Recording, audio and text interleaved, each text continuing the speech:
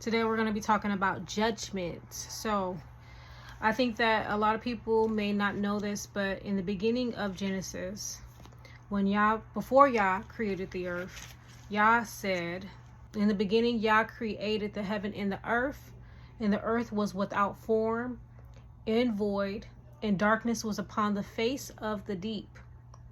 And the Spirit of Yah moved upon the face of the waters. All right, now, right here where it says, in the Spirit of God, Spirit of Yah moved upon the face of the waters. So, what Yah has told me through the Holy Spirit is that when he was moving, his spirit was moving over the face of the deep. So what he was doing essentially was he was judging the deep, right? So the darkness was here before Yah was here on earth. Yah moved upon the face of the waters to judge it, to basically scope it out in a way. And what he seen was, okay, this is darkness, right? There's nothing here. Everything is void. There's basically, essentially, it's empty, right? So Yah judged it. Yah didn't say, okay, well, I'm judging you and now I need to get rid of you. Yah judged it to see who and what it was. Yah judges everything and everyone. So we have to understand judgment was here before the light. He had to judge. So that brings us to what is happening right now. In this world, for creation to be a foundation for anything, there has to be judgment. And the only righteous judge is the Father.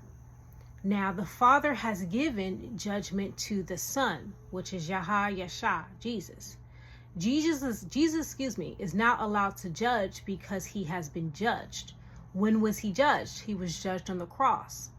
When he was judged on the cross, it was proven to be true that he is pure and innocent as a man. What did that do for us?